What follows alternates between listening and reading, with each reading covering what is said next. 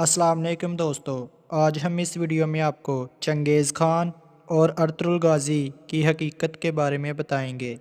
सुनने वाले हर इंसान के दिमाग में ये सवाल ज़रूर पैदा होता है कि क्या अर्तुगरुल गाज़ी या चंगेज़ खान जैसे इंसान कभी इस दुनिया में हुआ करते थे, कि या फिर ये सिर्फ़ किस्से और कहानियाँ हैं जो सिर्फ़ इंसान को बहलाने के काम आती हैं।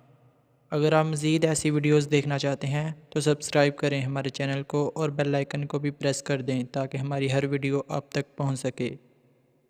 तो दोस्तों, आज हम आपको एक बात तो वाज़िया करते चलें कि अर्तुगरुल गाज़ी और चंगेज़ खान हकीकत में अजीम इंसान गुज़रे हैं जिनके बारे में एक तवील तारीख़ मौजूद है, जिसका कुछ हिस्सा आपको आज हम इस वीडियो में शेयर करेंगे। सबसे पहले हम चंगेज़ खान की बात करेंगे। चंगेज़ खान मंगोलों का एक बड़ा सरदार था। अजीम मंगोल फ़ातेह चंगेज़ खान करीब 1162 में पैदा हुआ। उसका बाप एक मामूली मंगोल सरदार था जिसने अपने बेटे का नाम एक मफ्तूह हरीफ सरदार के नाम पर तैमूरजन रखा।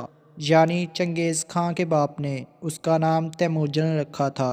यानी चंगेज़ खान का असल नाम तैमूरजन है। जब तैमूरजन 9 बरस का हुआ, उसके बाप को एक दुश्मन कबीले के अफराद ने कत्ल कर दिया। इस बात से वाज़िया होता है कि ये लोग कबीलों में रहा करते थे। अगले चंद बरस ख़ानदान के बकिया अफराद एक मुस्तकिल ख़तरे के तहत पोशीदा रहे। यानी तैमूरजन के ख़ानदान वाले उसके वालिद की वफ़ात के बाद खौफज़दा हो गए और अगले चंद बरस कहीं अपने आप को छुपा कर बसर किए। ये एक बदशगुन आगाज़ था। तैमूरजन को अच्छे दिन देखने से पहले ही नहायत बुरे हालात से दो चार होना पड़ा।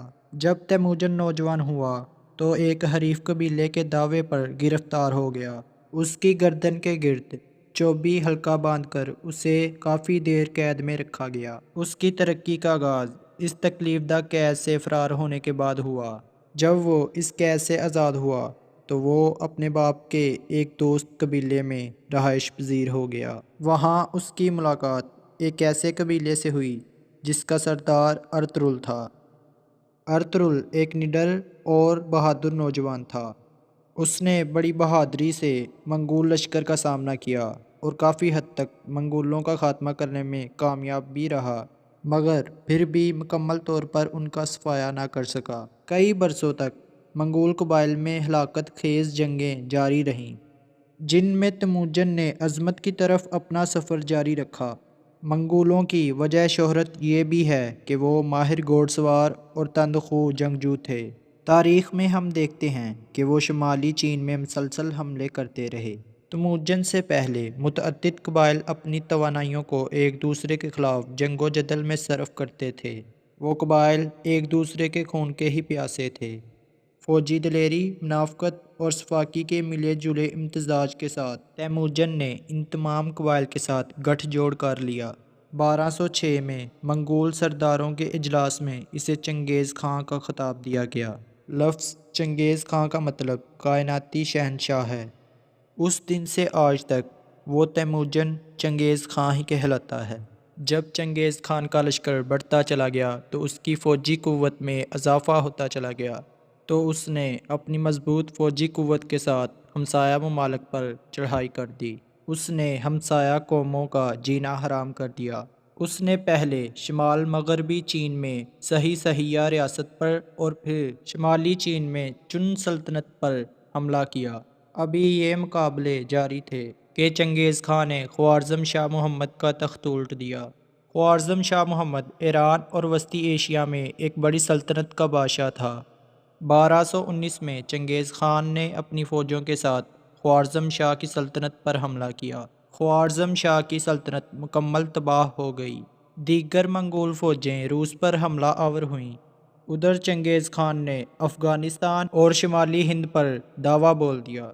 मंगोलों के इस हमले से अफ़गानिस्तान को बहुत नुकसान पहुंचा।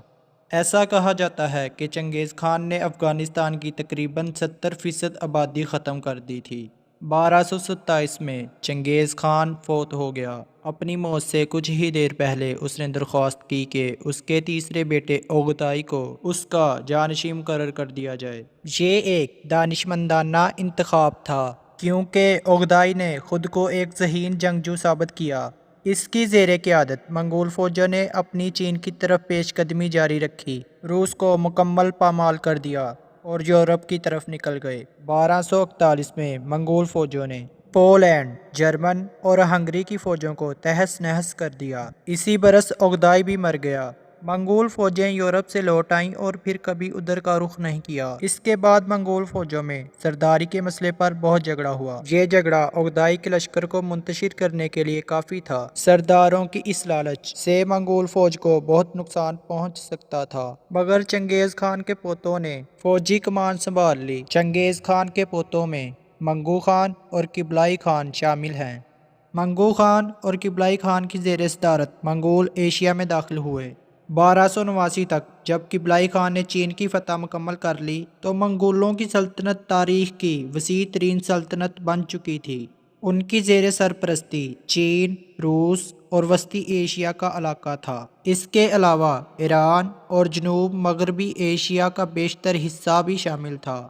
ان فوجوں نے پولینڈ اور شمالی ہند تک کامیابی کے جھنڈے گاڑے، جبکہ کوریا، تبت اور جنوب مشرقی ایشیا میں قبلائی خان کی بادشاہت ہو گئی۔ قبلائی خان کی عظیم فتوحات سے منگولوں کو دنیا کے بیشتر حصے پر حکمرانی کرنے کا موقع ملا۔ اس وقت منگول بادشاہت عروج پر تھی، مگر چونکہ ہر عروج کا زوال بھی ہوتا ہے، جلد ہی یہ سلطنت حصوں میں تقسیم ہو گئی۔ 1367 کے قریب منگول کو چین کے بیشتر حصے سے خارج کر دیا گیا۔ روس میں ان کے اقتدار کی عمر دراز ہوئی۔ وہاں چنگیز خان کے پوتے باتو خان کی سلطنت کو بالعموم سنہری جرگہ کا نام دیا گیا۔ یہ 16ویں صدی تک قائم رہی، جبکہ کریما میں یہ اقتدار 1783 تک باقی رہا۔ چنگیز خان کے دیگر بیٹوں اور پوتوں نے وسطی ایشیا اور ایران میں سلطنتیں قائم کیں۔ ان دونوں علاقوں کو 14ویں صدی میں تیمورلنگ نے فتح کیا، جو خود منگول نسل سے تھا